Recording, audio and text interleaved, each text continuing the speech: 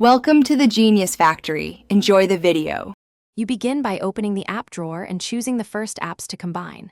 Long press one icon, hold until you feel the feedback, and drag it slightly. Folders form when icons overlap. Make sure your launcher supports drawer folders. Stock launchers vary. Once the first icon is positioned, drag a second app onto it to create the folder. You're doing this now to establish a clear grouping, which saves time later and keeps the drawer organized. Once the folder exists, open it and continue adding apps by dragging from the drawer. This consolidates related utilities. Tap the folder name field to rename. Use a short, searchable label so you can find it quickly. You can reorder icons inside the folder by long pressing an icon and moving it. Prioritize frequently used apps at the front. Make sure to test search and voice commands after naming, because consistent labels improve results and speed up. To finish, position the folder where it's easy to reach. Either keep it in the drawer or drag it to the home screen if you prefer.